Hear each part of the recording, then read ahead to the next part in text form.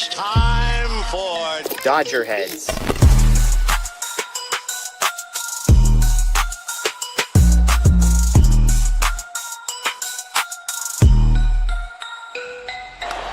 high fly ball into right field. Dodgers have won it all in 2020. Shohei Ohtani, 50-50 club. Strikes him out. There's a drive. Shohei Ohtani. Freeman hits the ball. She is gone. Birthday party, Los Angeles. Your Dodgers have won the World Series. What's up, everybody? Welcome into DodgerHeads Live, presented by DodgerBlue.com, part of the Medium Large Sports Network. My name is Jeff Spiegel. That is Anthony Witrado. And folks, we are headed to the World Series. The Dodgers sweep the Brewers. They are now 9-1 in the postseason. They have won 24 of their last 30 games. And all of that is taking a back seat, Anthony, to the fact that I think we just watched the greatest individual performance of all time. Tons to get into. But how we feeling as the Dodgers are headed back to the World Series? Cheers, Jeffrey. Hey, Cheers, buddy. cheers, my friend. This is not the original Broomy. Our guy Daniel Starkins on the Lakers beat tonight. But we got the Spiegel family broom, and we're sweeping the crap out of the Brewers tonight. You're celebrating over there. Unbelievable performance from the Dodgers tonight. They just keep coming. They just keep coming. They just keep coming. And then it's the starters, then it's the bullpen, then it's the bats. It doesn't matter. It literally, none of this matters. The Dodgers are headed back to the World Series. These games, they felt tense because of like the PTSD we all have. Yeah. In reality, the Brewers never had a chance. No, they never had a chance. And this was also this was a pretty boring game for the most part, aside from the fact that it might have been the single greatest baseball performance ever in the history of the sport. Absolutely. And I'm going to ask you that specific question here in just a little bit, because what Shohei Ohtani did tonight literally went from, we have comments on the video that you and I recorded less than 24 hours ago saying Ohtani needs to be moved down in the order. Ohtani is in a slump. He needs to stop leaning. He's swinging away, blah, blah. He's going to win the NLCS MVP. I don't know if it's been made official, but like what he did tonight, it shouldn't even be close. I mean, he had the most home runs of any Dodgers player. He did it in one game, didn't need all four, and was as dominant on the mound just about as the first two guys were. And so the fact that he could go from as down bad as he was last night to NLCS MVP over the course of 3 hours of baseball tells you everything you need to know about what the man did tonight. Yeah, for sure. Like we've been saying, whenever the question gets asked, are you worried about Shohei? Are you worried about Shohei? The answer is no, because he's out of these kinds of funks in one swing. Yeah. We've seen it happen for 2 years now.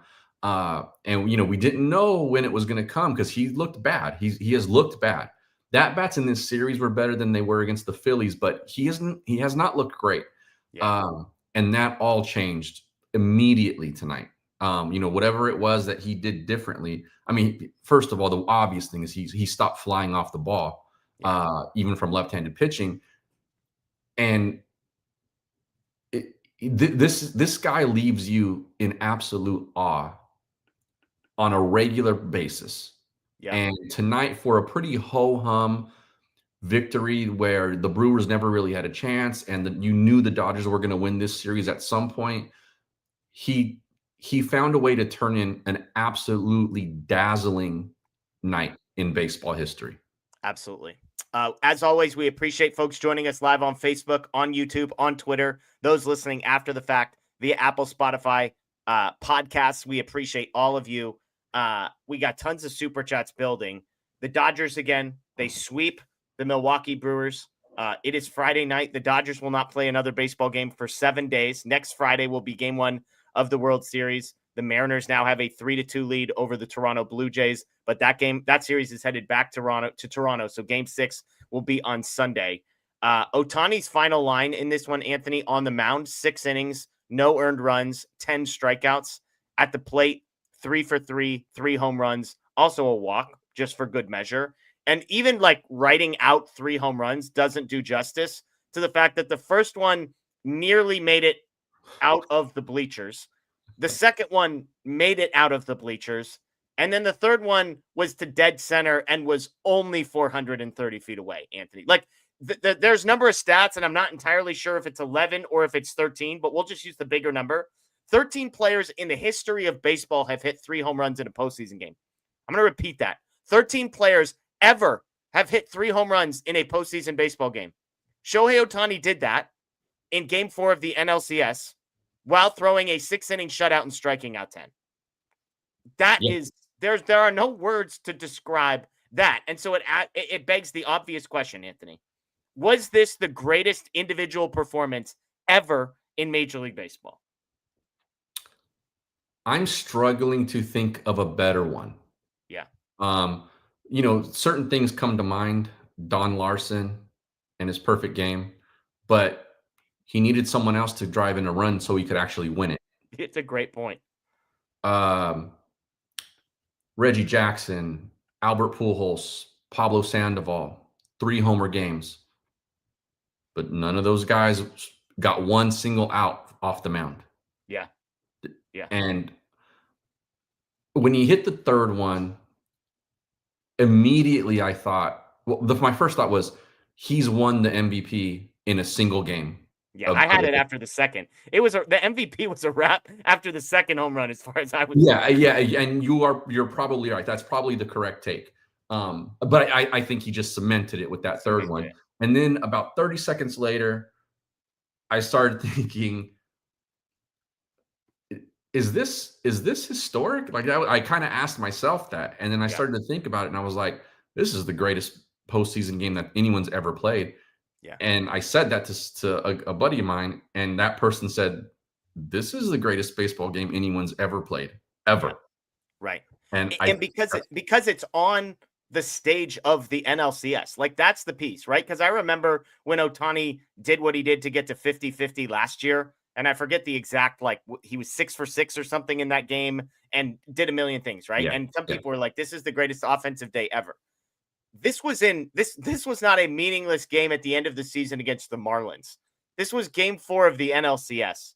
And it's the 6th, not good, not like great, unbelievably elite innings on the mound. There was through 6 innings, he had more home runs than he had allowed hits. Through 6 innings, he had more home runs than he allowed hits. Falters a little bit in the 7th, comes out, but, like, given the context, it's hard for me to say this is better than a perfect game in the World Series, which is what we're talking about when we talk about with Larson. And yet, I think you make the compelling point. Ohtani literally won this game nearly by himself. Now, we needed 9 outs from the bullpen, so maybe that's the counter argument to Don Larson didn't score the runs himself. But, man, oh man, for a guy to be as dominant offensively with 3 home runs and as dominant on the mound, it's never been done, period. And so to try and compare these things apples to apples is the impossible part. It is impossible. You're very right. But there's not any player in history, including Babe Ruth, who even had the ability to do both of those things. Yeah. There's no player who was going to show up to a game like this, throw 6 shutout innings, be at the top of his game in that aspect of it, and then also hit 3 home runs in that same game. Yeah. I think it's hard for us to comprehend because there's never been a player who anyone has even thought could possibly think about doing that until this guy. Right. And it's why he's going to be the greatest player ever when it's all said and done, if he's not that already.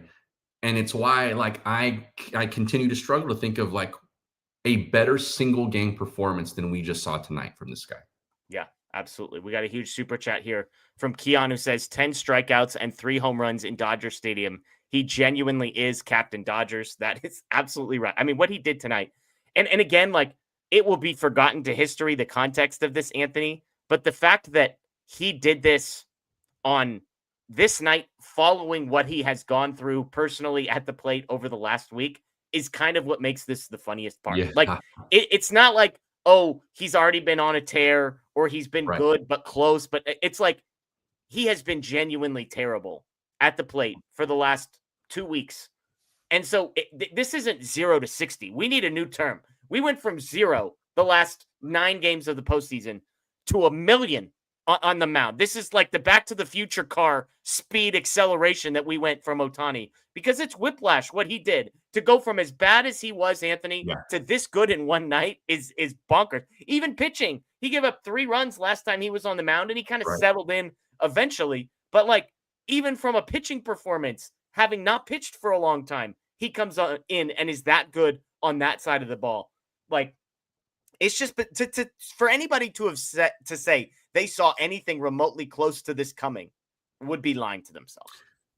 And for anybody for anyone who was saying on either side of fandom, on whatever side of this you were on, of stop walking the guy, he's been terrible. Yeah, here you go. This is why those other dugouts were walking this guy, because they knew he was capable of this at the drop of a hat. Yeah. There is no slow heat up with this guy. It is, like you said, 0 to 1,000,000. And we've seen it happen. We've seen him look pitiful for, 4 or 5 games a week, whatever. And then the next week, he OPS is like 2.0. Yeah. And I'll say, I'm proud of what we did on this show, Anthony, because you and I have been consistent and reminding people that this is just how Ohtani works. He goes through these stretches where it's a mess, it's a mess, it's a mess. And then all of a sudden in one night, it's not. And they said this on the broadcast. It was like that first home run, things clicked in a way where all of a sudden he's not leaning. All of a sudden he's not chasing. All of a sudden he's staying back and staying through the ball. And this is just what he has done consistently in his time as a Dodger. And so obviously I'm grateful that it has come around. You could say it's perfect timing with the Dodgers headed to the World Series, but I want to be firm in saying we were confident in saying this was going to come. He was due. All of the playoff nonsense, like we've those people have mouth duct tape over their mouths now for a while, saying that this guy can't handle the postseason because he literally just put together the greatest performance of all time. NG, Shohei Ohtani is inevitable. Yes, safe to say. By the way, Pat Murphy, speaking after the game, said that Ohtani just had the greatest performance in any postseason game. That was his quote. Not that like he needs to have a full take on it immediately, but for what did he say anything about how good his team is? Would Shohei Ohtani make his team? Yeah, it's a good question. It looks like Shohei won the MVP too. I was going to say, I was waiting for official confirmation of that. Dave Roberts on the podium just now, quote, "They said the Dodgers are ruining baseball. Let's go get 4 more wins and really ruin baseball." I freaking love Dave. That's the best. Let's go get 4 more wins and ruin baseball. He is filling himself so much in these last 2 years. Like he's taking it head on. Like he is like, just bring all the smoke. I can handle it now. And you know what? Good for him, because he sits in a chair now that is never hot. Yeah. Despite what people might want to believe, his chair is never hot. Ivan, Show is the most selfish player ever. Doesn't provide any run support for the pitching staff. Homers 3 times for himself. # selfish. I know we've had dueling Ivans in the super chats lately, Anthony, one of whom was not a Shohei Ohtani fan. I think it's safe to say this is pro Shohei Ohtani Ivan camp, I think, here. Yes, that is a good super chat. Robert says, all I have to say is, oh my God, Tani, NLCS MVP in my honest opinion. And again, as Anthony was just saying, I believe that has now become official. It's official, Let's see. Arun, that screw all the doubters look after that homer in the 4th as he runs the bases is a power move. If we get 50% of this Shohei for the World Series, we're good. Honestly, they might have got 0% of this Shohei and been good in the World Series. So the fact, if they get 25% of this Shohei, it'll be an upgrade over where we thought it was going to be. Gabriel says, and that's all she wrote. Game over. Dodgers win the pennant and complete the sweep, baby. 9 down, 4 to go. Go Dodgers. I love that you're keeping this up with us, Gabriel. We appreciate I like it, Gabriel. Aaron says, the greatest individual performance in baseball history. This team is different. Never felt more confident in a group of guys. 4 more. We've come a long way. We've come a long way with the 2025 Dodgers, Anthony. Aaron has been consistently. Aaron has been consistent. Some people have been consistent. Let's just say that there's some mid-season 2025 Dodgers tweets about the ceiling of this team that might need to be edited and deleted in some people's accounts. So you got a week. You got a week to go delete those tweets is all I'm going to say. Robert says, I still have goosebumps. I'm with you. Shout out to my wife, by the way. It's her birthday today. And I knew I met an amazing woman. One, because we ate delicious Mexican food tonight from an amazing place. Maybe I'll tell that story later.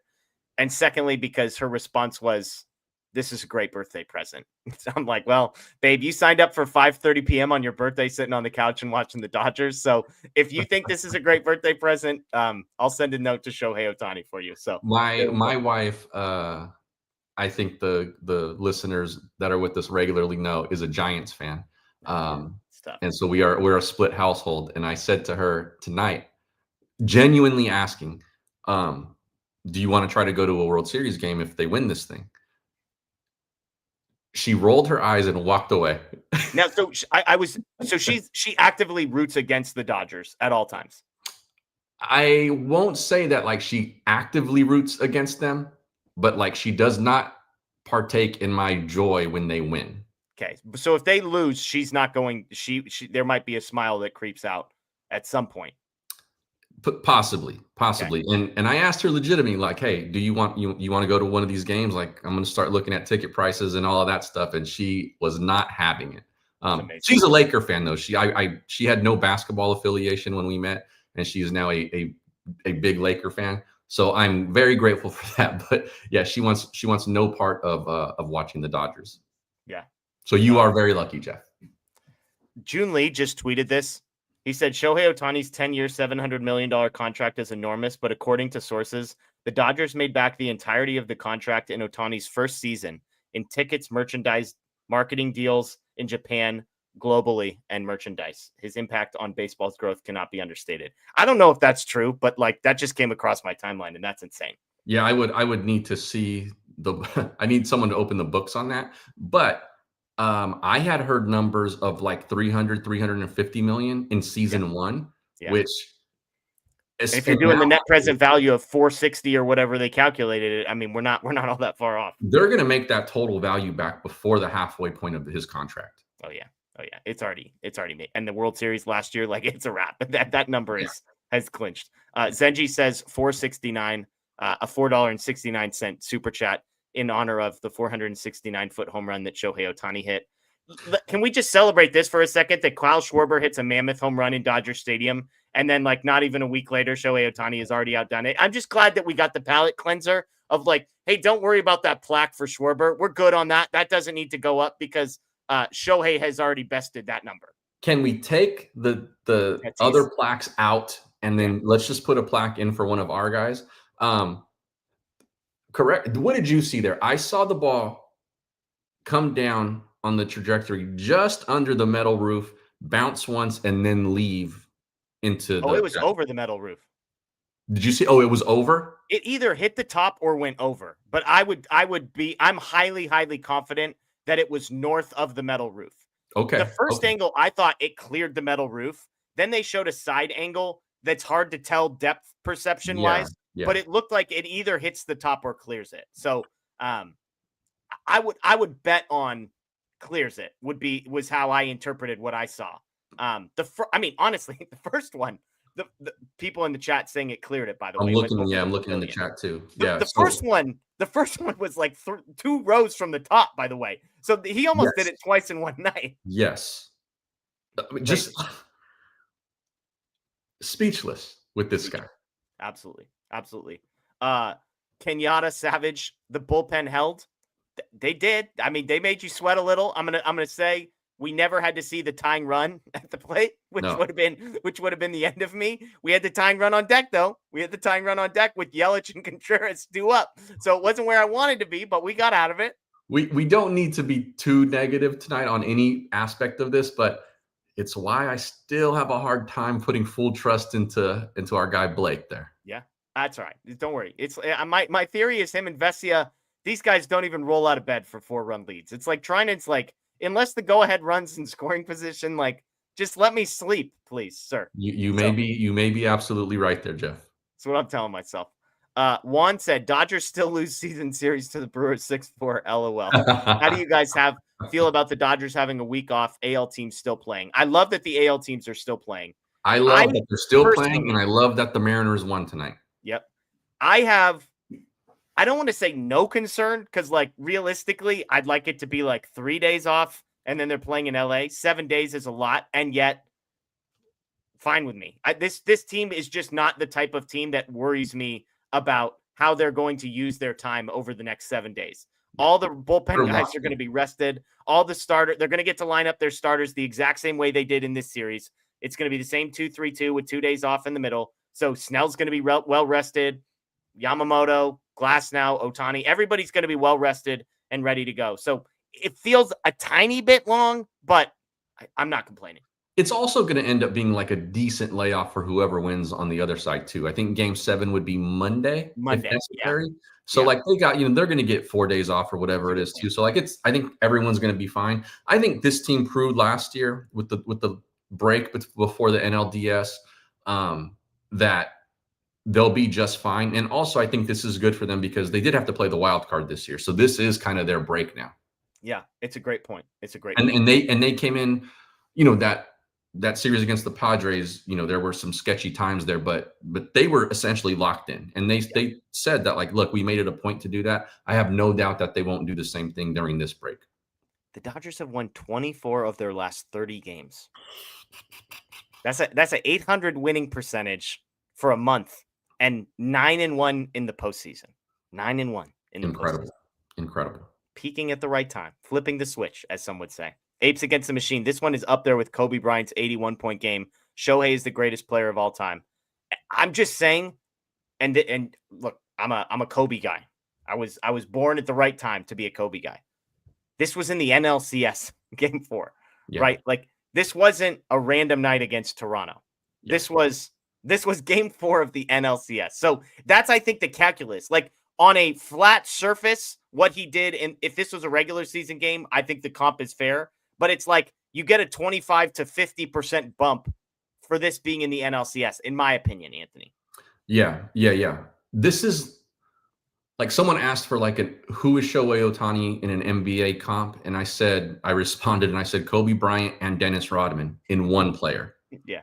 And like in football, it would be like tonight would be the equivalent of rushing for like 250 yards and then having 4 sacks. Yeah. Or 4 picks or something like that. Like it's a game that I think a lot of people are quick to say is the greatest ever because no one even fathomed that it could happen like this. Yeah, totally. And not only that, but no one thought that anyone existed that could do it. Yeah, it's crazy. Lewis Knight with a couple of super chats. If you meant to throw a question in there, Lewis, go ahead and throw a question in there, and we'll try and look out for it and throw it in here. Baseball Geek 79. I've been watching baseball for 75 years, have never witnessed anything like this. I think I saw a stat that Babe Ruth had a multi-home run game in the postseason 4 times. He never once pitched in any of those games. So again, like you could make the case that if Ohtani had gone like 5 innings, 2 earned, 5 innings, 3 earned, like I still think we'd be talking about, is this one of the greatest things we've ever seen? He went 6 shutout with 10 Ks. Like I just can't get over the combination of things. 300 said the 4 starting pitcher performances were the most dominant I've ever seen. You're not lying. JJ Cooper tweeted this out. The Dodgers just held the Brewers to the lowest batting average ever in a postseason best-of-7 series. The Brewers hit 118 in this series as a team for 4 games. That was 12 points better than the 2019 St. Louis Cardinals, who were held to a 130 batting average. The Dodgers in the 1966 World Series, by the way, third on this list, a 142 batting average. So, yes, it was the most dominant pitching performance, including the Dodgers bullpen, by the way, that has ever happened in Major League history. So if they hit 118 as a whole, I think it's safe to say, Anthony, that the starting pitching batting average against was lower than that, right? Because that doesn't include the bullpen trying their hardest. For sure. All right. We got a special guest hopping in with us, a busy man. His name's Greg Bergman. What's happening? Review post-game show. Do you have no voice? Is that what I just heard? No, I don't know. I haven't had a voice in like weeks, so I think this is just a normal situation at this point. Hey, what's up, Anthony? I just saw you this morning. Hey, Greg. Long time no see. Yeah. So We're Greg, the bookending our question, day. the question's really, really simple. Is this the greatest performance ever? I don't think it's even a question. I don't think there's anything that even compares to it, right? There's nobody in the history of this game that has ever had 3 home runs in a game, plus struck out 10 and 6 shutout innings. And oh, by the way, there was also that one ball that, left Dodger Stadium that only 8 people have done in the history of the game. So yes, I keep seeing on Twitter, and I said this on the Blue Review post game, I keep seeing on Twitter, it's arguably the best over and over again. Arguably. What are you arguing with? There's nothing more to argue with. It's this game. It's a postseason game to send you to the World Series. I said I used arguably in my tweet. Oh, that was passive aggressive right there. Greg was coming for you. Yeah. He's like, what are you doing, dude? I sent that off like immediately after that, right? And then like 10 seconds later, I was like, I don't think it's arguable. It's only arguable because I am leaving open the possibility that somebody my age doesn't know about something that happened 75 years ago that I have no context. It is not like arguable in the sense of here is the other argument. It's arguable in the sense that I suppose there's another argument. I don't know what it is. I will not be making that argument, but I'm open to the possibility I'm being a dumb 37-year-old. No, so I was looking at it. So the only other guy, as we all know, is Babe Ruth that pitched and hit, right? Yeah. And did it at the highest level possible. So I looked it up for Blue Review post game that in 1918 and 1919 he had 11 home runs and 29 home runs in a season, and those were the last 2 seasons that he pitched in. In 1920 he hit 54 home runs. That was the last time. So he didn't do this in the postseason. He didn't do this in a big moment like that. This is something that only Shohei, he is one of one, someone that is nowhere near anybody else at this point. I spent the entire time just thinking like, what more can you say about this guy? Because I feel like we don't appreciate it enough, despite the fact that we appreciate it more than anything I've ever seen. Like, is he the best player in sports? Yeah. Well, so let me go this, because I do think the one thing that is worth mentioning, and we've hinted at it, and this was before my time, but it's Don Larson in Game 5 of the World Series. The series is tied 2-2 between the Yankees and the Dodgers. And in Game 5 of the World Series, he throws a perfect game. Like, now, that's I awesome. know that's one side of things. Amazing. That's pitching. That's not hitting involved.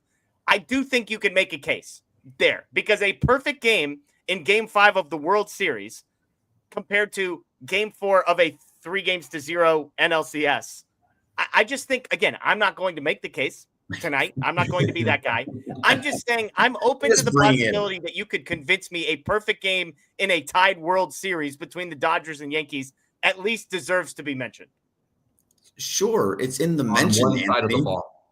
Yeah, it's one side. Like, I saw someone else say it too. I think Tom Brady isn't sacking quarterbacks, and playing throwing touchdown passes and then sacking the quarterback. Michael Jordan, as great of an offensive player as he wasn't the greatest defensive player. And he wasn't, like, even if he was one of the better ones, it's still not the same, like the same thing. It's all part of the game, right? Like, defense and offense are all part of the game. He is doing two separate things. If you gave me a pitcher that gave you 6 shutout innings, 10 strikeouts, and only 1 hit, and then you gave me a player that gave me three home runs in a game and 1 leaving Dodger Stadium, those are some of the greatest games in the history of the game separately. And you took them and you put them together by one dude.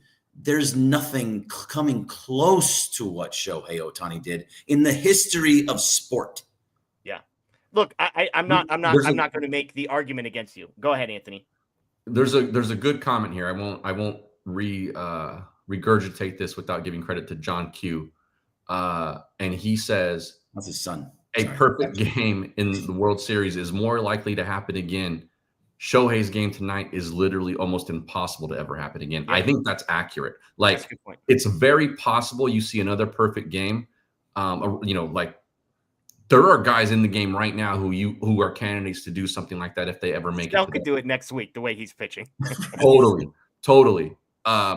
to do 6 shutout innings, double-digit strikeouts, and hit 3 home runs in a game, we might not ever see that happen again. It's a great point. So, all right, let's get to some more super chats. It's going to be Shohei who does it again. What's that? If we do see it again, it's going to be Shohei who does it. 100%. Yeah. Mookie Betts 50 says Ohtani was epic. We all witnessed history. Nothing will ever match this single game performance until I'm dead and buried. Look, I mean, Mookie Betts 50. Can we hope that maybe next week there's a better performance? Can we get 8 innings, 12 Ks, and 4 home runs next week? I don't want you dead before then, Mookie, but I'm just saying.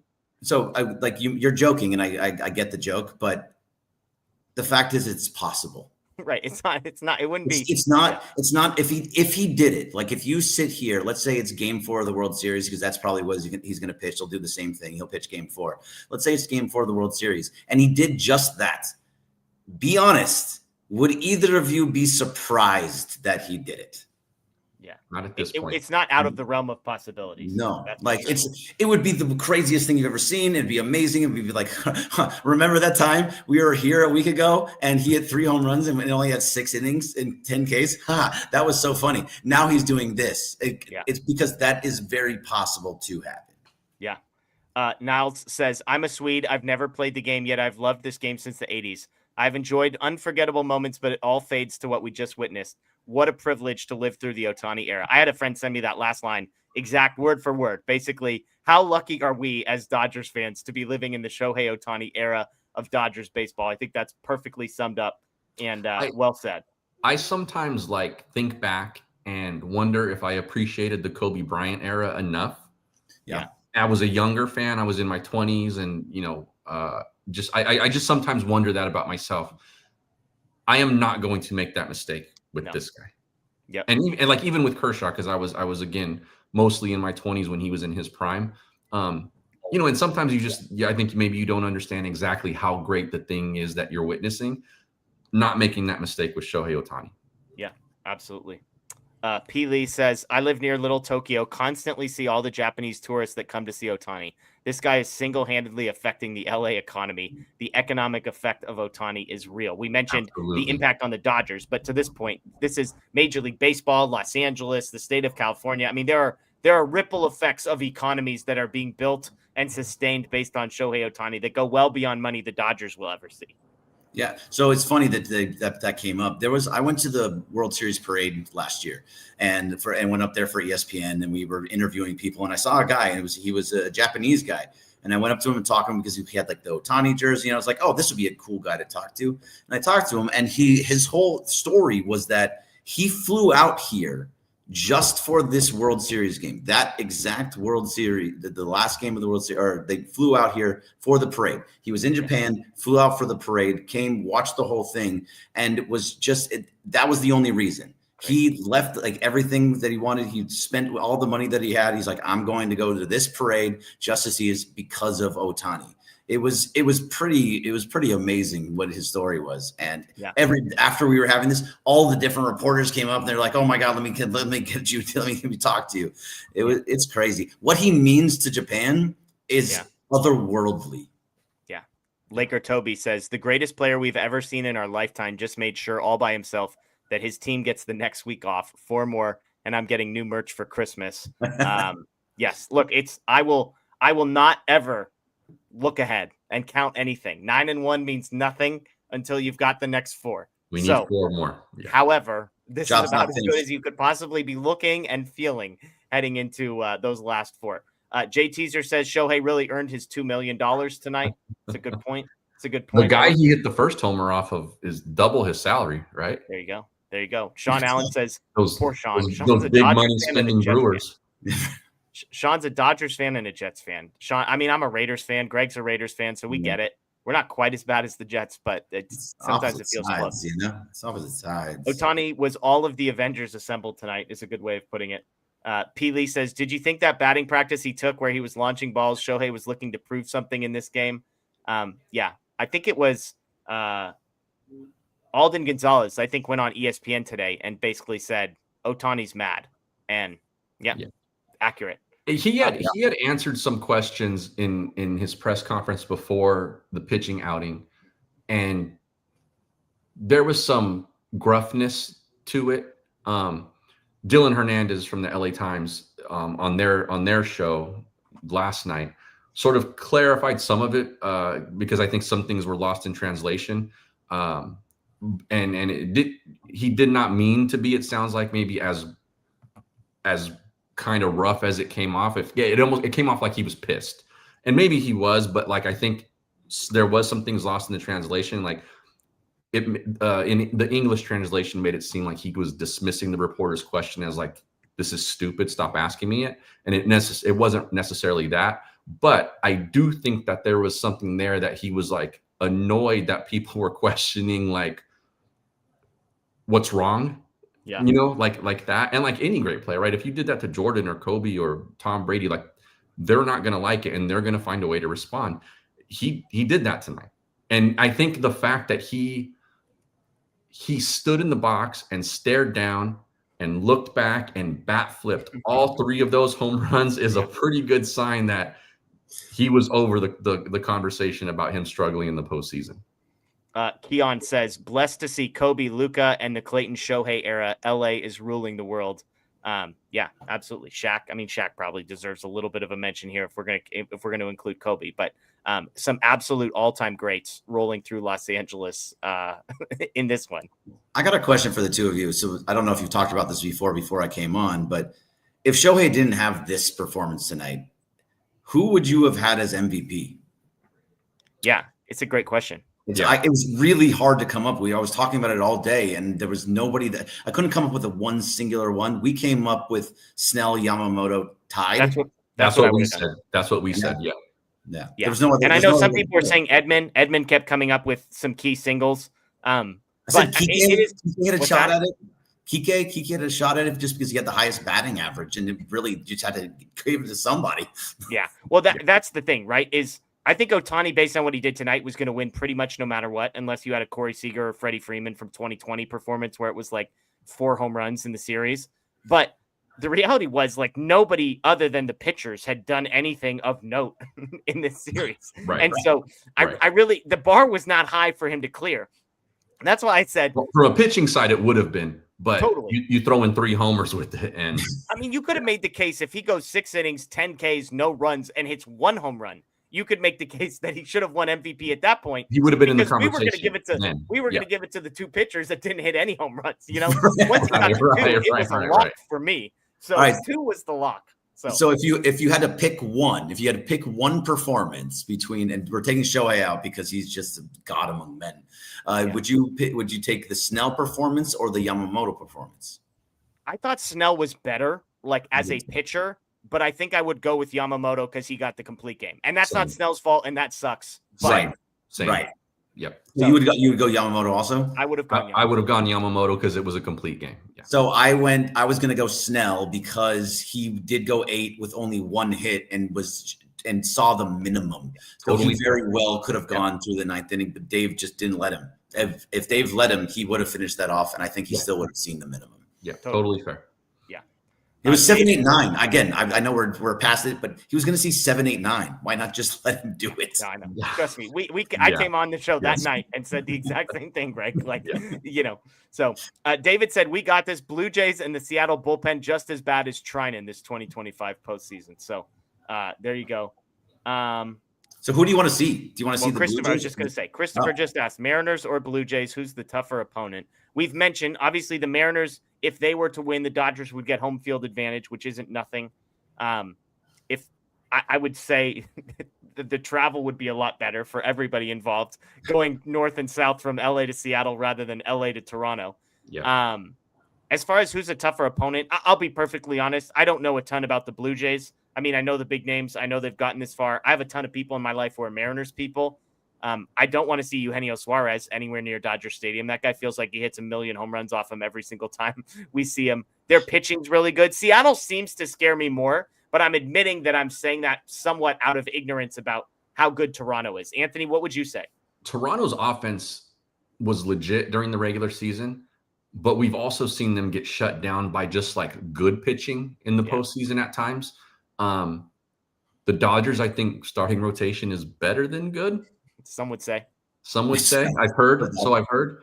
So like there's that. Seattle's starting pitching is better than Toronto's. Their lineup is good.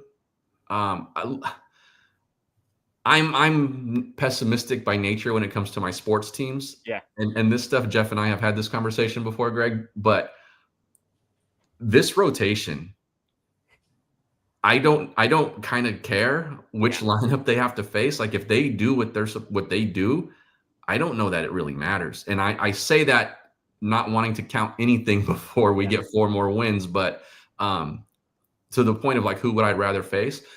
Seattle, and it's almost strictly because of home field. Yeah. Greg, what about you? I'm mostly with Anthony here, and that's the way that it feels. I think of the two. I don't know. I didn't follow Seattle, and Seattle seemed to have come on strong late. So did Toronto. They just shot past the Yankees and just stayed there the entire time. Vladdy scares me. Like that's a big bat. I saw today was the first time that he struck out swinging in the postseason.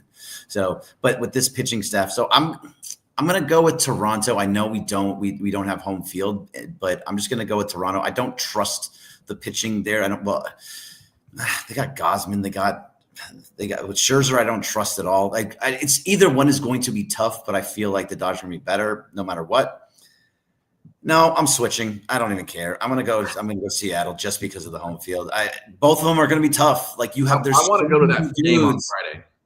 What? I want to go to that game on Friday. Oh, it's gonna be wild. But I could just see Snell shutting everybody down. So I mean, and we kind of broke this down, but just a quick look at the stats. Toronto, offensively was top 3 in Major League Baseball in runs scored per game. Seattle was like 10th, 11th range. On the pitching side, Seattle from an ERA perspective was 16th and Toronto was 20th. So that's where I'm kind of like, I'm more worried about who the other team has from a pitching perspective, because to your guys' point, I think our pitching is going to shut down offense no matter what the names are. And so it's more so like, who are we more likely to score 5 runs against? Is it Seattle or is it Toronto? I would kind of lean Toronto there just because Seattle's rotation scares me, but some of those guys are a little banged up and they've been taxed pretty heavily so far this postseason. So again, I think to Anthony's point, home field advantage is probably just the tiebreaker between two teams that are pretty close. So Tim asks, does this surpass the 50-50 game? We mentioned this earlier, 6 for 6, 3 homers, 10 RBIs.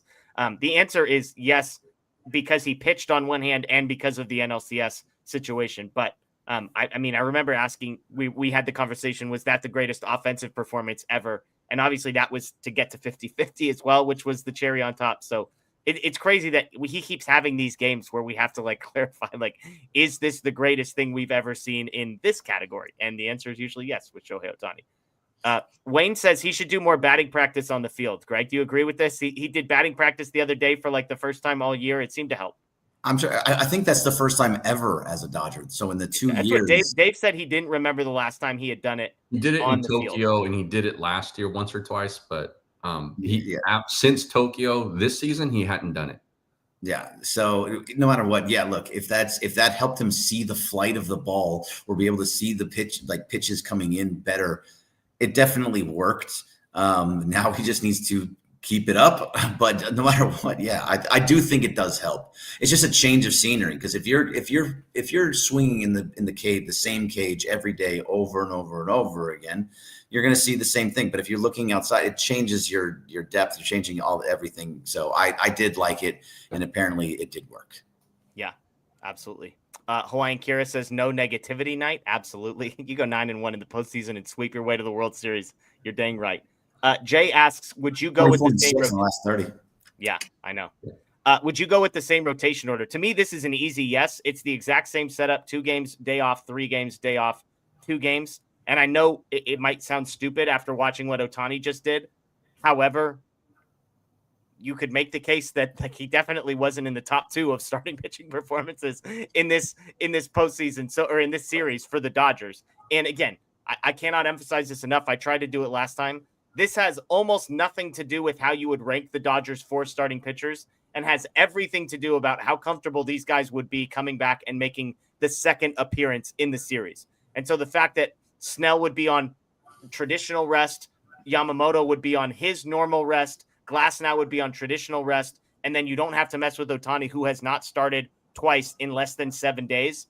That's the reason. Also, like, Ohtani came out of the bullpen in the World Baseball Classic, and so I suppose like he's at least the one guy who has that in his bag. You could maybe make the case that we've seen Glasnow come out of the bullpen, and so maybe you go Ohtani in game 3 and then Glasnow in game 4, and Glasnow's more of your bullpen arm. I just think asking Ohtani to come back potentially in a game 7 with just 4 days of rest after he's never done it on less than 6 days of rest this season, that seems like a stretch to me, Greg. Yeah, no, it does. I just wanted to ask you real fast, Roki, do you feel good with Roki in the World Series? I know I'm changing subject on you, but I'm because I think it's the same rotation. It makes the most sense. So real quick, Anthony, would you go with the same rotation? I would. You've seen how it can work, and the guys have performed in those slots. I think it's good, and I want Blake Snell and Yamamoto going twice earlier rather than later, because I think they can then put a series away. I think that's Jesus says, how should the rotation line up? I want it the same. David, by the way, I think is saying that he would have taken Roki Sasaki as his NLCS MVP for closing out 3 of these games. Again, I think the bar was low. He appeared 3 times, so you could make the case. But I think your question is a good one, Greg. Like, do I feel good with Roki Sasaki?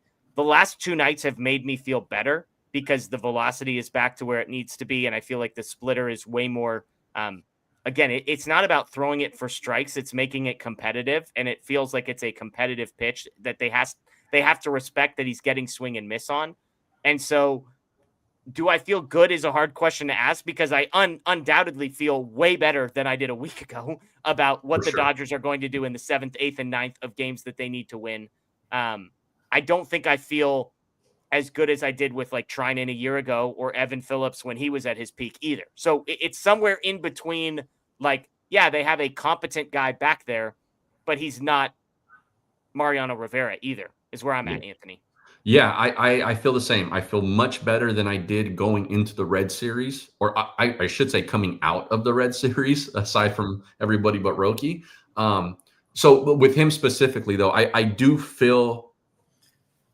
I feel good when they call his number now, but I'm not like, this thing's over. I am still watching with like on the edge of my seat, kind of, and I think I'm just going to do that for the rest of the month with this bullpen, no matter who they bring out of it. Yeah, totally agree.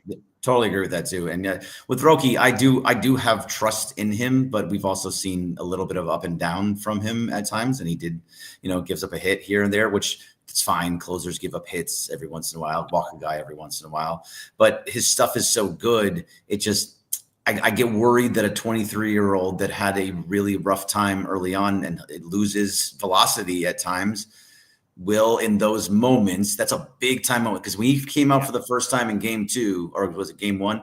When he came out in game 1 for that, for Snell, he looked scared. Like, he looked like this moment was big for him. He got those big eyes.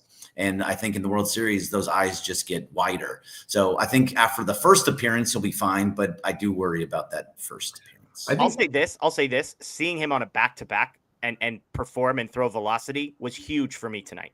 Because now I honestly was like, are we going to throw him tonight? But I was like, I actually think Dave is treating this like a game in June where he's like, I want to see what you got. Like, I want to see if you can do this. Exactly. And yes. He passed the test as far as I'm concerned. So now they know he pitches game 1, he's available game 2, and he's still your best reliever. To me, Anthony, that's a big deal.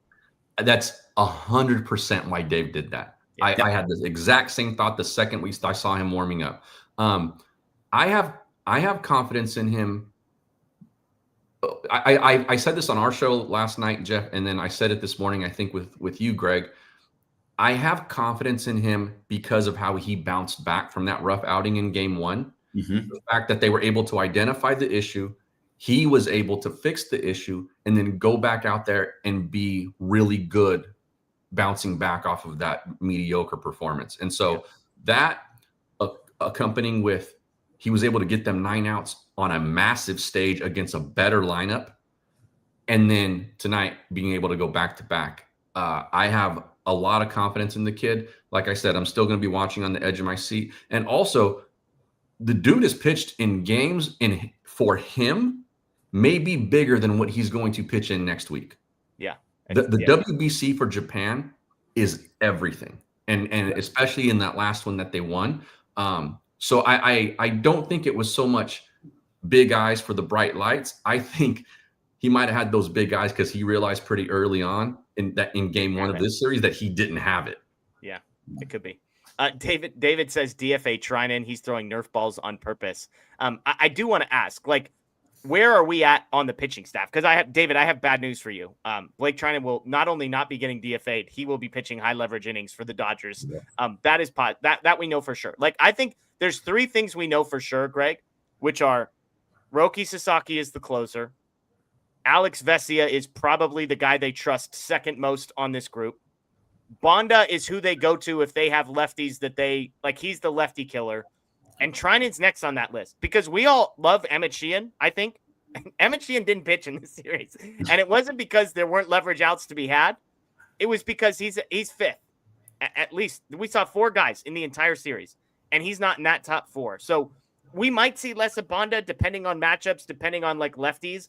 But I think the 3 that you can bank on seeing in leverage spots, Greg, are Roki, Vesia, and Trinan based on how Dave has used them.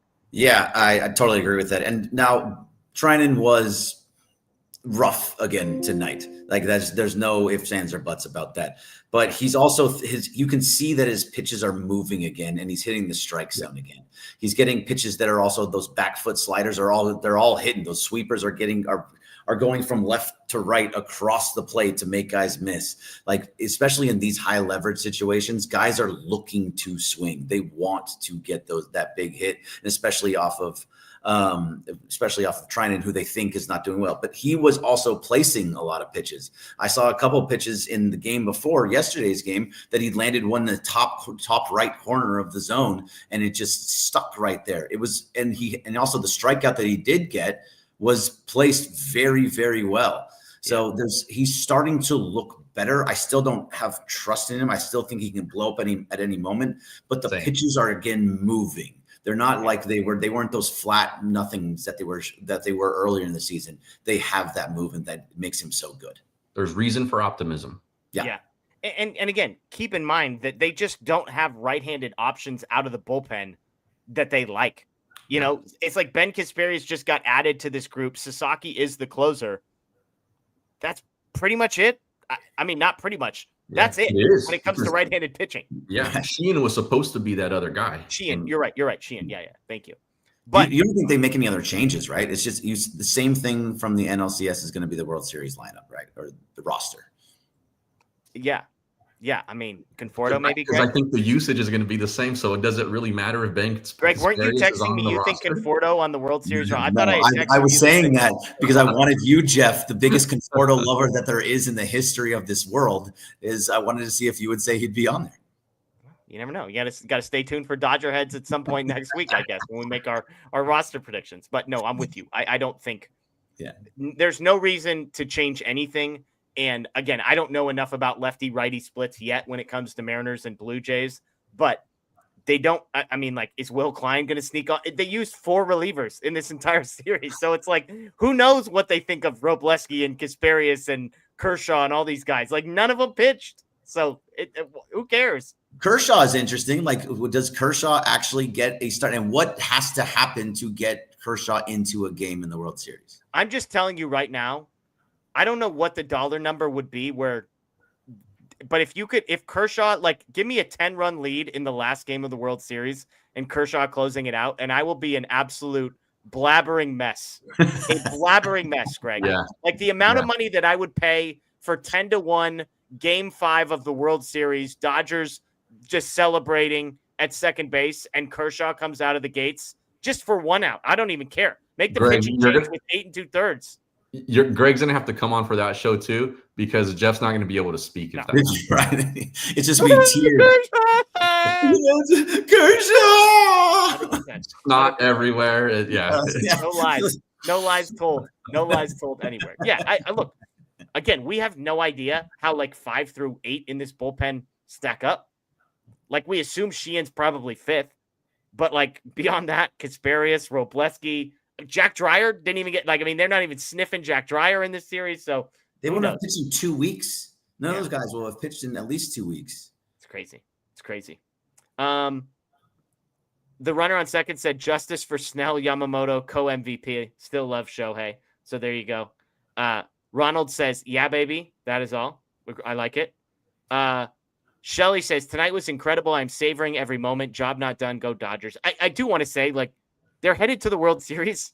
And look, we're spoiled because we've said that exact sentence. What? 1, 2, 3, 4. This is the 5th time in the last, 9 seasons that we've said the Dodgers are headed to the World Series. Crazy. Appreciate this. Just please savor the moments because none of these things are ever guaranteed to continue. It's gonna go away, and then it's gonna turn into where you're in last place for 5 to 10 years because all the money has been spent on them, and they are gonna have to just go down into the I'm almost cursed, but down low, and so it's going to get bad at some point. No, it's not. I will say this. I will say this. With this ownership group and this front office regime, I don't think that happens, but I'm cherishing this window. Yeah. It does. Look at the Braves. Look at the Padres. Look at the Mets. You could spend money. You could have a great roster. Injuries could happen. Things could go sideways. So enjoy it. Their front offices also kind of suck. Yeah, fair. Roy says, here we go. What are your World Series predictions versus the Mariners and the Jays? Hope this is the start of Shohei's bat. I have the Dodgers winning. I will tell you that in the World Series. You'll have to check back on if Matthew Moreno agrees with us on that one and wants to pick a different team. He had Phillies. Yeah. He had Phillies in 5. Well, depends on. We have video evidence of him picking Phillies in 5. He did it on my show. Well, he would tell you that. What did he say, Anthony? His gut said Phillies in 5, but his brain said Dodgers in 5 or something. No, other way around. Okay. His brain said he thought the smart money was on the Phillies because he said his brain, which it's Matt, so it's questionable, but he said his brain said Phillies, but his gut told him Dodgers. So he hedged as much as you can possibly hedge. Yeah. I had Dodgers in 5 in this series. I was happy to be wrong. Me too. So did I actually. I think they're clearly the best team. They're on an absolute heater of all heaters. They're going to have the best starting pitcher in every matchup they face. They're going to have the best lineup in every matchup they face. And the bullpen might be not good, but it might be okay all of a sudden. I don't know. Again, the easy pick is going to be Dodgers in 6, but it's going to be hard for me not to say Dodgers in 5. I'll tell you that. If pitching does what it did what it's done basically all of the postseason, and the offense is okay, and the bullpen is okay, whoever comes out of the AL might be fortunate to get one of those games out of them. Yeah, I don't. It's going to be very hard for a team to beat this Dodger team 3 times in a 7-game series, and so think 4 is going to be almost impossible. I don't see myself going more than 6 in whatever series that it happens to be. It's just I just can't see it at this point. They are just so far and away better than everybody else. Yeah, absolutely. It feels like, I think I said this before, but it feels like the 2001 Shaq Kobe Lakers run through the postseason, just 15-1. Yeah, where it just felt like there was no one who was a real match for that club. Yeah. So to me, it feels a lot like the 99 Yankees. In 1998, they won 114 games, won the World Series. The next year, I think they won 93 games, just like we did, and swept the Braves in the World Series. It feels very heavily like that, where you put very little emphasis on the regular season and just destroy in the postseason. But they did it 3 years in a row, and now we have to go and match that 3 in a row or pass it, make it 4 in a row. Who cares? I like this from Jamie. I want Toronto so that we can celebrate at home. There you go. So I thought about that too. Yeah, if it's going to be done in 5 or less, then maybe that's something to root for. I'm going to pause real quick.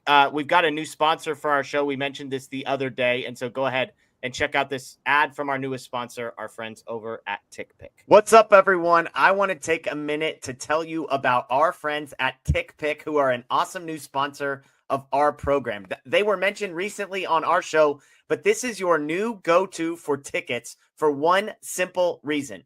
TickPick gives you the lowest prices guaranteed with no fees. You heard it. No fees. What you see is what you pay. So whether you're looking for tickets to your next baseball game, concert, festival, you name it, TickPick has you covered. But here's the best part. We have a discount code for you. Save $20 off your first purchase of more than $100. And all you have to do is check out using the promo code HMA. And how about this? If you click the link below and download the app using that link, it will automatically load this code into your account so that you can use it later. So shout out to our friends at TickPick, and thanks for being a part of our program. All right. Greg, we appreciate you hopping in and joining. I know you've been doing early shows and late shows. So I'm tired. Blue Review, 6:30 a.m. weekdays. I guess I'm up next. I'll Yeah, be you're on up with next. you guys on Monday. Anthony has hopped on. Matthew Moreno has hopped on. So anything else you got to plug, Greg? No, just the Blue Review. We're going to do a Blue Review post-game show, not trying to take away from this one, but we do it for about 15 to 20 minutes afterwards so that I can jump on this one afterwards at certain times. But yeah, the ESPN Los Angeles YouTube page and the Blue Review is with me, myself, Marcus Grant, and Parker Bell. Real quick, Fritz with the super chat. Ultimate Bendy, Greg.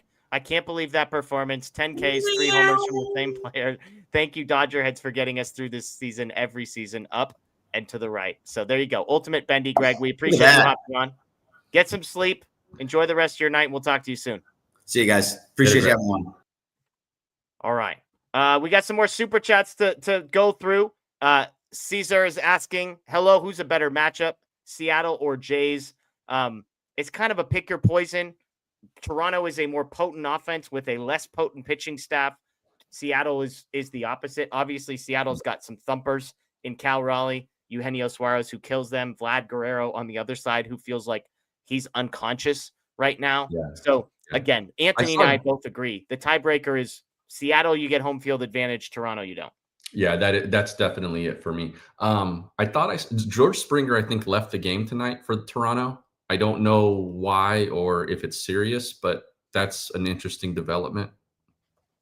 Yeah. I was just going to see real quick. Knee injury. Oh yeah, there you go. So he got hit by a pitch, and then the Toronto manager was pissed because I guess Mariner fans booed the crap out of him afterwards. So you got to feel bad for a guy who used to be on the Astros, just plays the game the right way, getting mistreated by fans. This is definitely what we should be mad about. Him getting booed. Yeah, definitely that one. So Rio says, can you guess what's in our news now? JP, haha. I'm not sure. Am I missing something here? It's a Japanese flag. Are you seeing that? No, sorry. Oh, okay. Yeah. Okay. Can you guess what's on our news now? Japan flag. Haha. I'm guessing the news in Japan is all Shohei all the time right now. There you go. Thank you. Scott says sweep again, and it don't matter there. Absolutely. It's not impossible to imagine. Jedi Engineer, it's unfortunate Kershaw is so low on the list. Do you dream of a spot for him in the World Series on the final day? Yes, and I'm perfectly content with him being where he is on the list. His value to this team was as a starting pitcher, not as a reliever, and they don't need him as a starter. So, I'm just glad he's on the roster. That's all I'm going to say. Your scenario would be perfect. Perfect. Yeah. So, get it together, offense. That's all I'm going to say. Ram Lakers says, who is next up after Roki tonight if he struggled like he did in game 1? What a team. 4 more to go, guys.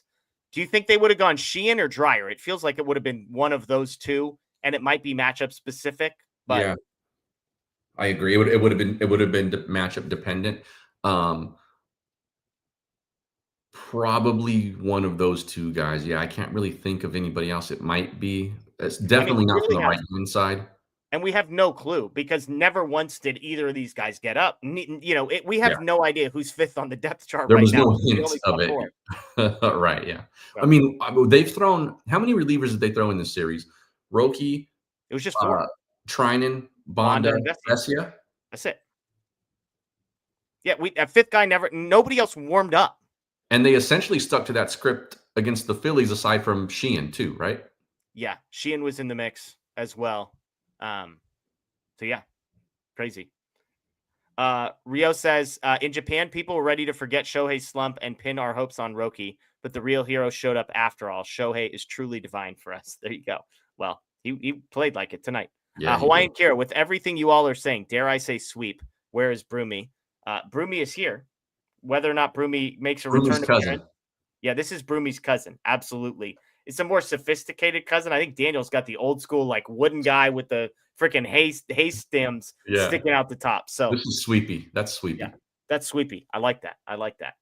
Aaron says the difference in vibes from last year is drastic. 2.5 starters and bullpen games. I was waiting for the magic to run out.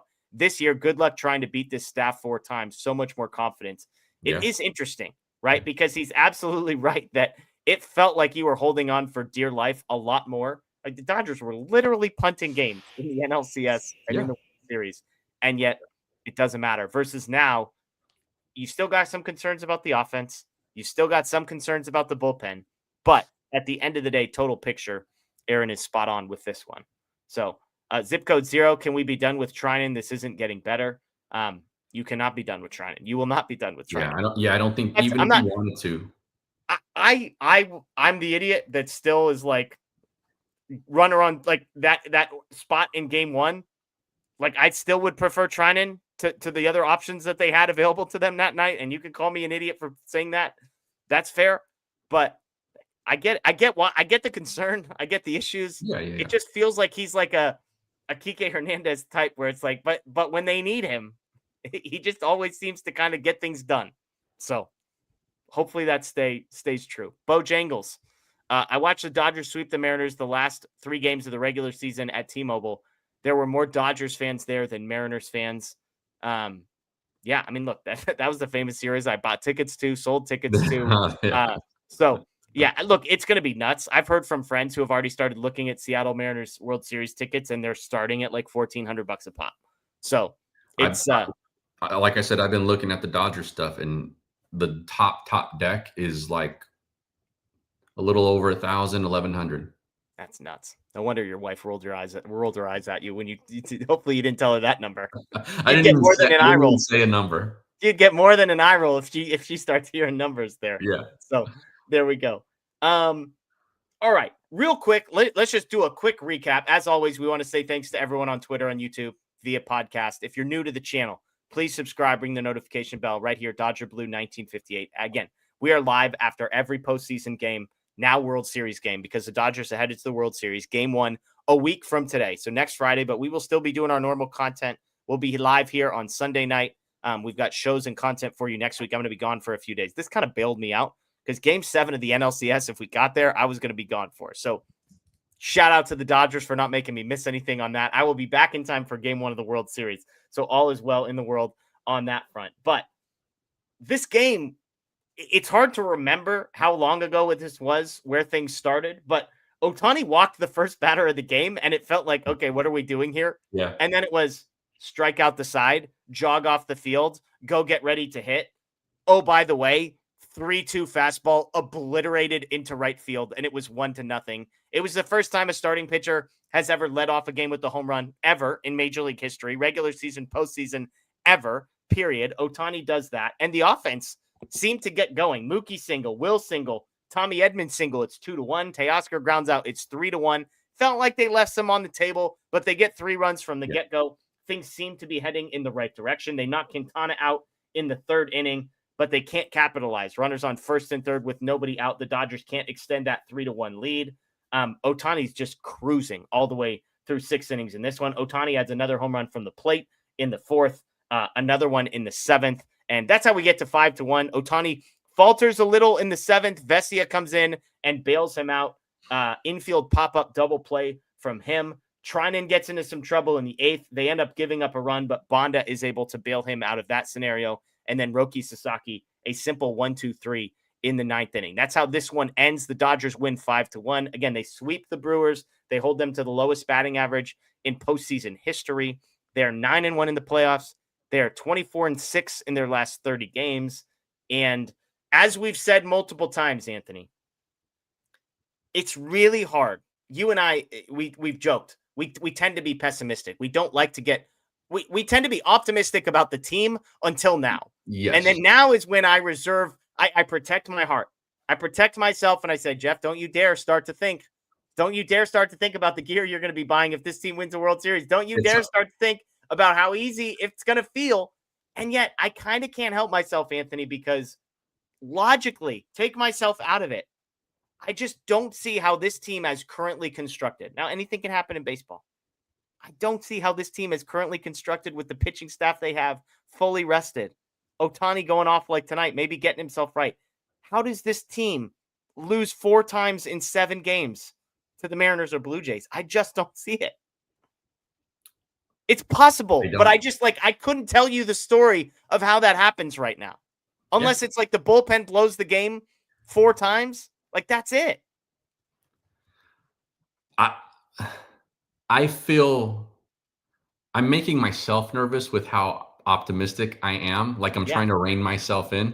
100%. You know what I mean? And so I'm with you. I'm with you. I'm like, I'm giddy at, like, I don't think anyone can beat this team in a 7-game series, but I'm trying not to put that all outwardly right now. Not yet. But this feels damn good, man, because it really does feel like this team is inevitable. Well, and I'll say this. I felt this way before they played the Brewers and was 1,000% vindicated. I just kept the Brewers made me nervous, and I said that. Yeah, you're right. You were much more confident in going into this series than I was. I was a little nervous, but my God, it wasn't even close. It was an absolute wipeout. And the reality is, like, we could sit here and talk about Dodgers hitting with runners in scoring position, and it's been not good. And so the irony is, it's like the bullpen was better in this series. They were still shaky, but the offense, like, they left a ton of meat on the bone. It felt like multiple times through this series. So crazy stuff. Daniel says, another crazy stat no one's talking about. These 3 homers by Ohtani make it a total of 60 for the year, regular and postseason combined. So that's a great point by you, Daniel. We appreciate the super chat and for adding that in, because 60 is a big number. So crazy and counting. 60 and counting for Shohei Ohtani. Tim wants to know, did the Dodgers learn any of the Brewers' names, do you think, Anthony? Not a single one.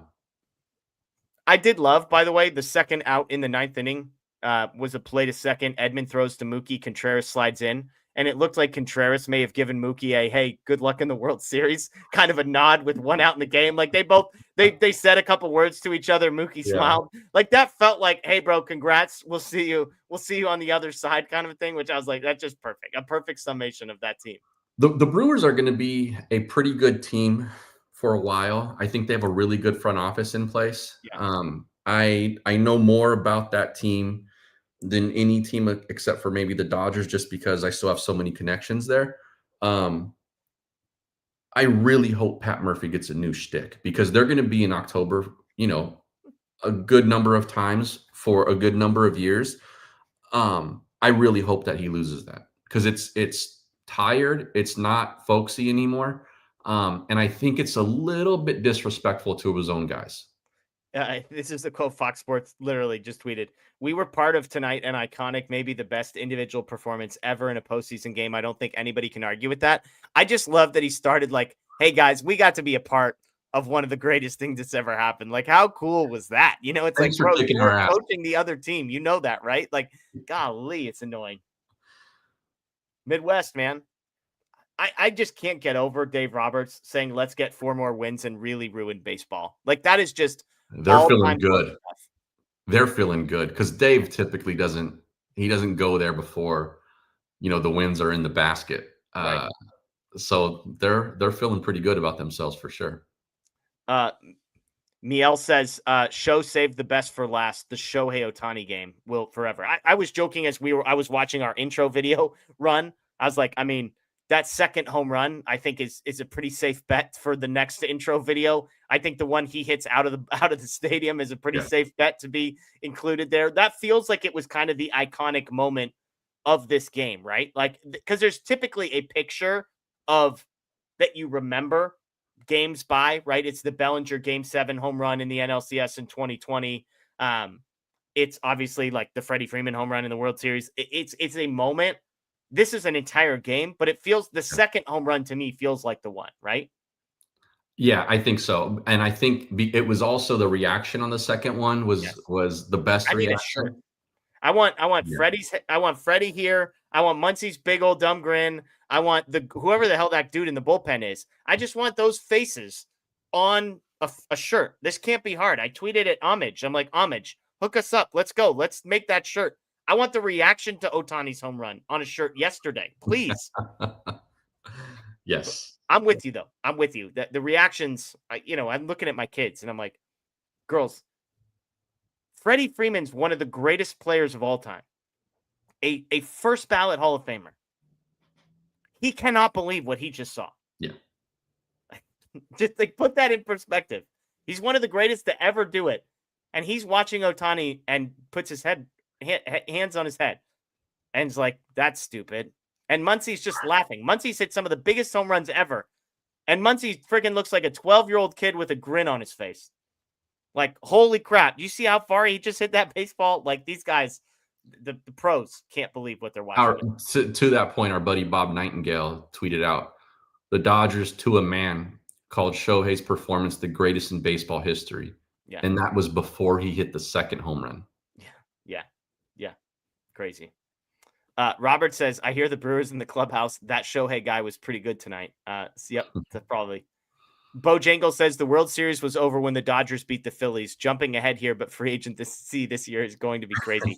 I did say when they beat the Phillies, I was like, I think that's the best team they're going to play in this postseason. And I think the Phillies are better. First of all, they're a way worse matchup because of the starting pitching. Way worse matchup. But I think it's like the pitching is the worst case scenario.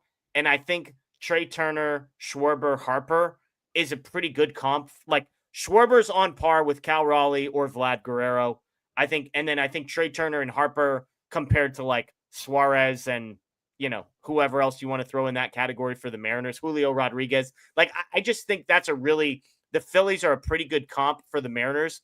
The Phillies have, I don't want to say better pitching, but a worse matchup from a pitching perspective for the Dodgers than the Mariners. Yeah. So, Miel says Toronto, Seattle doesn't matter. Dodgers in 6 back-to-back champs.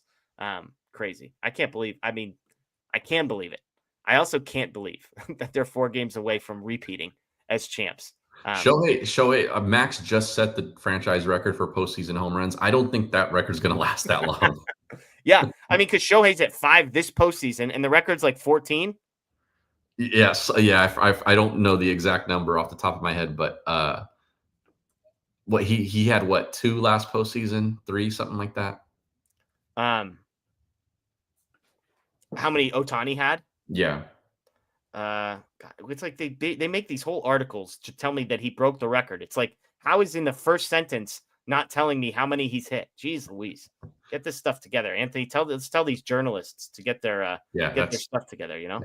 That's bad. That's bad journalism. I'm gonna click on the Dodger Blue link right now, and I bet it's just gonna, absolutely tell me. Yeah, here we go. Passing Corey Seager, Justin Turner. So there you go. 14. Thank you. So there you go. 14 is the record. Oh yeah, how many Ohtani hit? Because he's at 5. He's at 5 this year for sure. Yeah. Ohtani's in. Here we go. Postseason. Boom, boom, boom. 3 last year. So we're at 8 for Ohtani. We're at 8.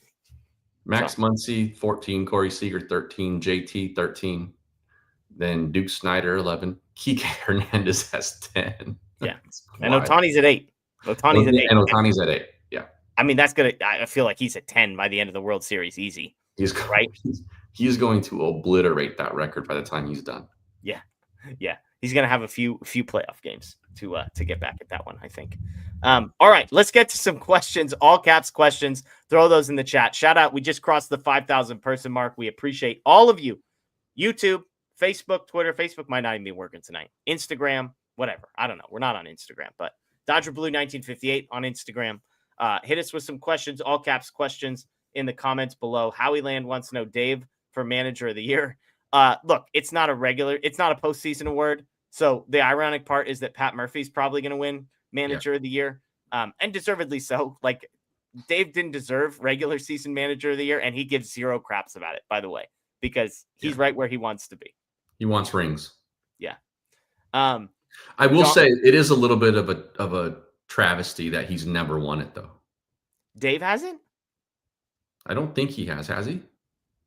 I mean, I have like the terrible memory on this kind of thing. Let's look. I feel like he's got 1. No? Even if he does. National League Manager of the Year. So they're 2016.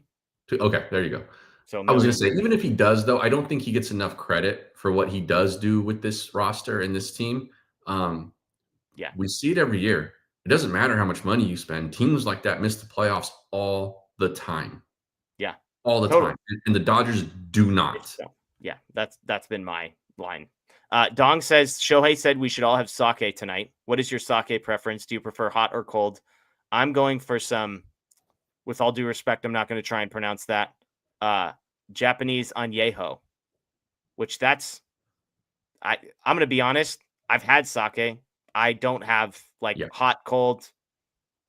Sure is my answer to this question.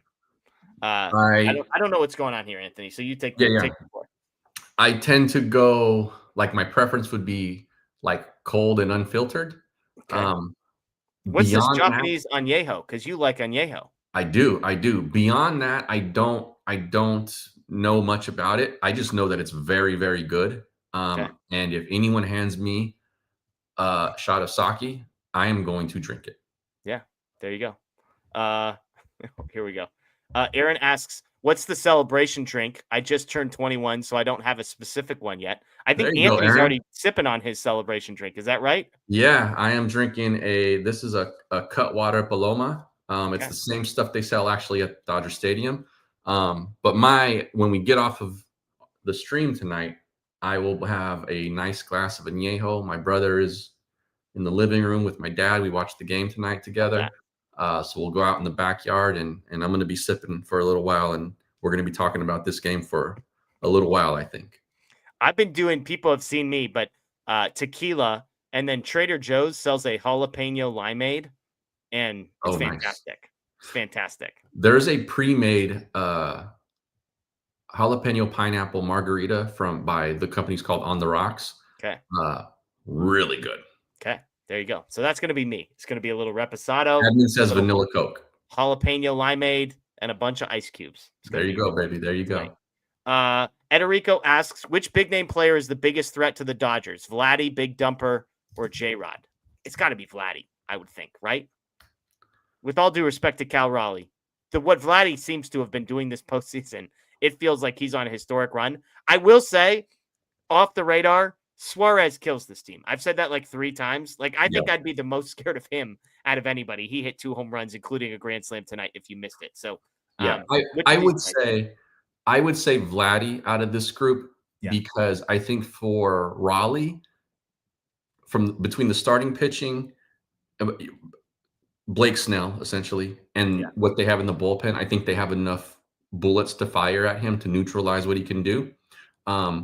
Outside of the rotation, I get a little worried about facing the right-handers until you get to a good Trinan performance and Roki.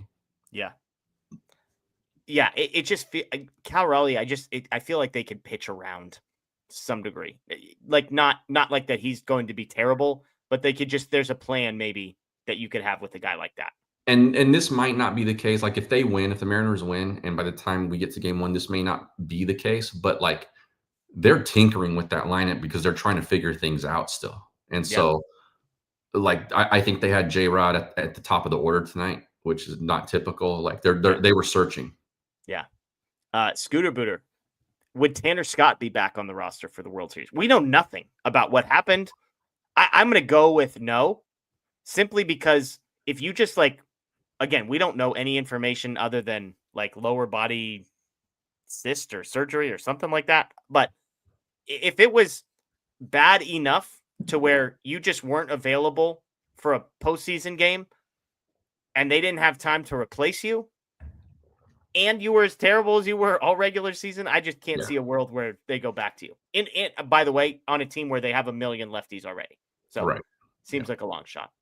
I love this. Charles wants to know, which big name player should the Dodgers sign in the offseason with more deferred money? Let's pause on post or off-season questions here. All right, they're going to be fine. They're 4 more wins. Yeah, 4 more wins. Let's do that. BMR wants to know, are you having as much fun as he is in ruining baseball? I think I am. So yes, let's just ruin it to the ground. Rod says, if Toronto advances, doesn't that give the Dodgers the best chance to win the World Series at home? Probably. Yeah. They would win. I mean, the question. So if they play Toronto, their chances to win the World Series at home would be games 4 and 5.